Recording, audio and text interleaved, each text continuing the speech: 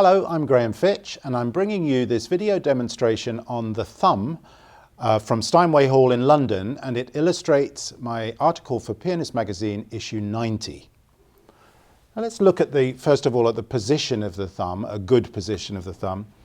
As is so often the case in piano playing when people talk about hand positions and natural hand positions, if I swing my arm by my side and lift it up to the keyboard, I will have my natural hand position. I don't need to think about curling up or scrunching my hand or straightening my hand. This is my natural position. And if you do that, I'll show you in my left hand so that you can see it more clearly. You'll see that there is, it's relatively straight. It's certainly not collapsed. Let me play a note. It's certainly not collapsed here, and that's I can't even get my thumb to do it. Let me try. You want to avoid that concave collapse in the thumb. But generally, the position is just on the edge there by the nail, where the nail meets the finger, the tip of the thumb.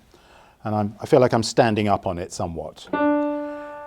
Now, if we want to just sense the arch in the hand, this is a good way of feeling it. If you put your 2/5 fingers and your two thumbs together and make a circle, you can even put your fingertips together and push.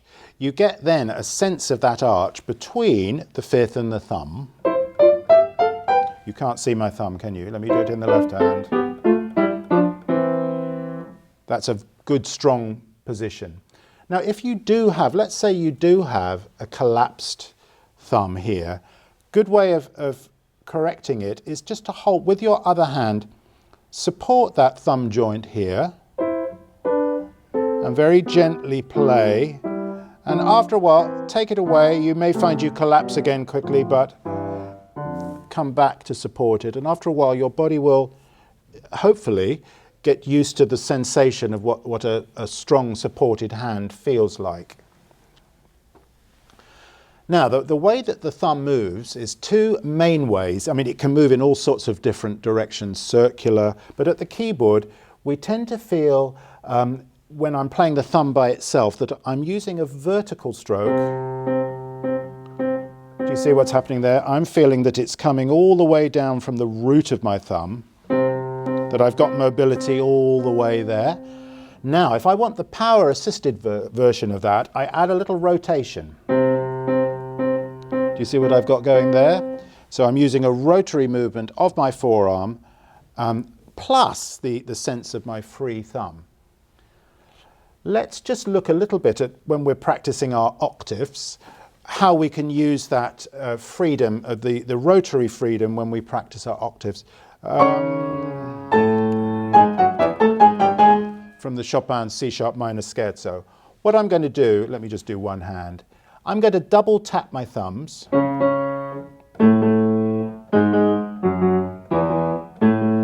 you see what I'm doing there? Double tap. That was with a vertical up and down stroke. Let me now add a rotary movement to that.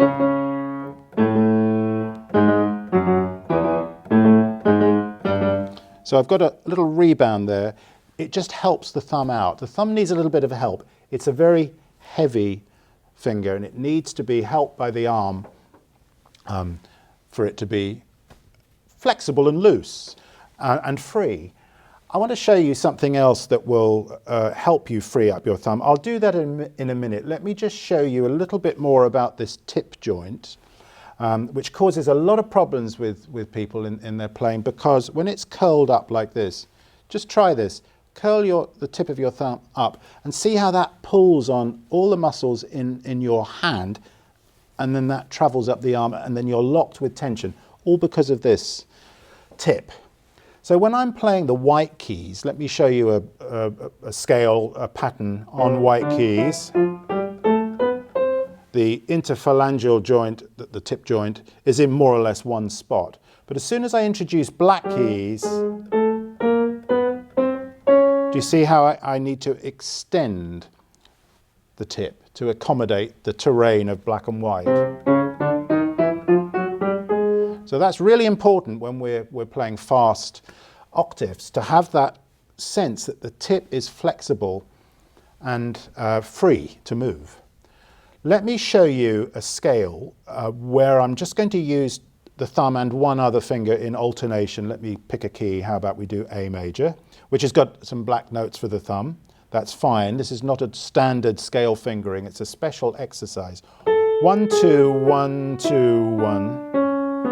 I'm going to do one octave now to save a bit of time without stopping. 1, 3, 1, 3.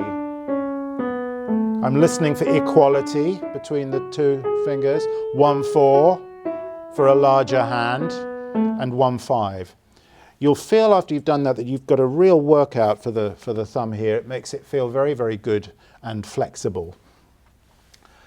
Now, the thumb under, of course, or the passing of the thumb or the passage of the thumb is something that we pianists sometimes struggle with, but we should be very grateful for, because without this free movement underneath the hand, we wouldn't be able to play very much.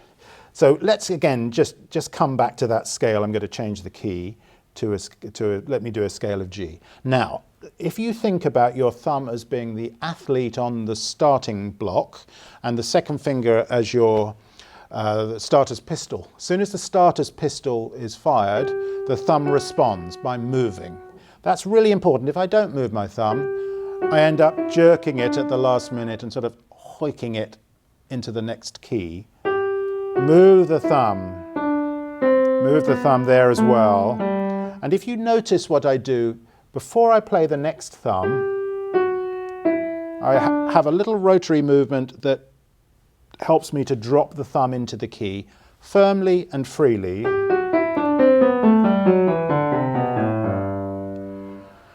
So the thumb goes under, and it's helped by a little twisting of the forearm in the scale. One thing I forgot to say, seriously important, that the elbow has to be travelling on the horizontal plane. Do you see that free leading of the arm? Again, this is a serious mistake in piano playing, to drop the arm on the thumb. Do you hear what that does? Gives you a nasty accent, and it will slow you down. It's especially true in an arpeggio, because the situation is magnified. If I show you the arpeggio with a, let me do it wrong. I don't normally like doing things wrong, but I'll show you a bad arpeggio. Don't copy this at home. Dropping of the arm. Now let me show you hopefully a correct version of that. Show you in the other hand. I'll do it in slow motion. The thumb travels and the arm moves. The arm shifts in the direction of travel.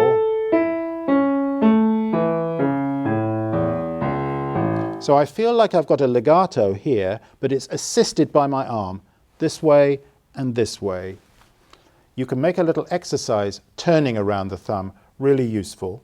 Let me take the A scale again. I'm going to hold the thumb note down, and I'm going to play the notes either side of it. Be really careful of your fingering.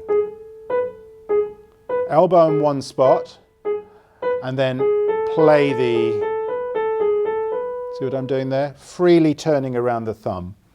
If I applied that same exercise to an arpeggio, we get this. Hold the thumb,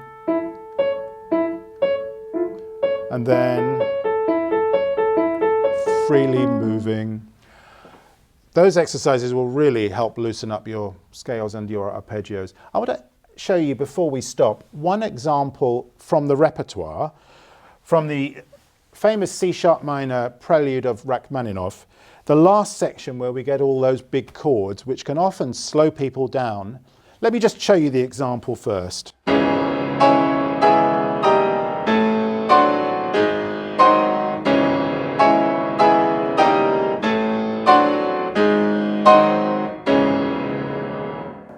Now, what I suggest doing when you're practicing anything that has a big chords and moves around, it could be chords, it could be octaves, just play the thumb notes by themselves without anything going on in the rest of the hand.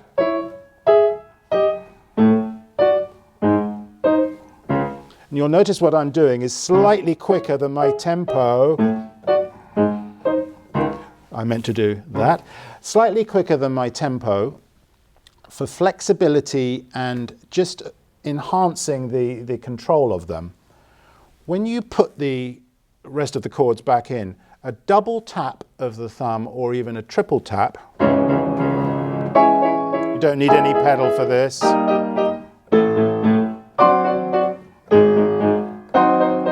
you see how the rotary freedom there?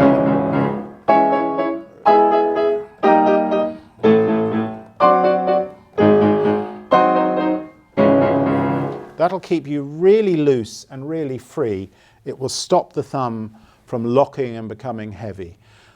I hope that's given you a few ideas about how you can improve your thumb technique. Thank you very much for watching.